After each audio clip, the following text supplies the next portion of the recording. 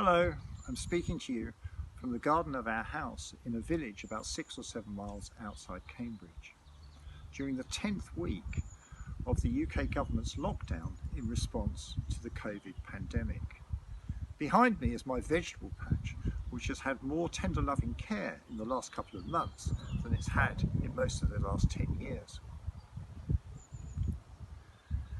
I've been associated with St Edmund's for over 30 years.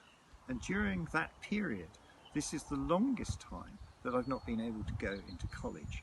So it's been absolutely tremendous to see the messages and videos from the Master and other senior officers, including the Vice Master and Senior Tutor, telling us what's been going on in the college to support the more than 100 students who are still residents. I've also very much enjoyed reading the accounts of the 50 women that have been put onto the college website as part of the college's celebration of the 50th anniversary of our first woman student. Those accounts are very uplifting, but they also show something else, which is that women, of course, were supporting the college from its earliest years in background and support roles, from the earliest housekeepers and domestic staff, through the nuns who came between the 1940s and 1970s, to many of our college support staff now. Jane and I often reflect on the many, many friends that we have made through St Edmund's over the years.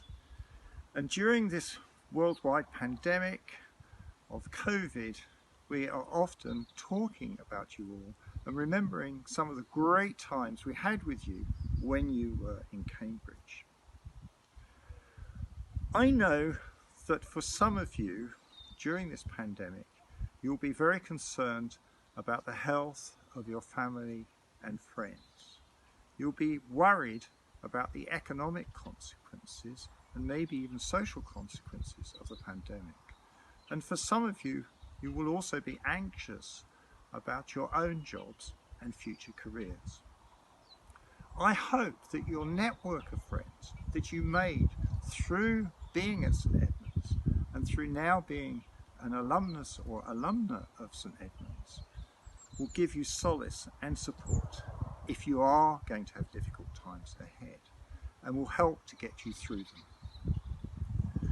The Master in her recent video has told us about some of the many challenges facing St Edmund's at the moment. It really is one of the most difficult times in its history.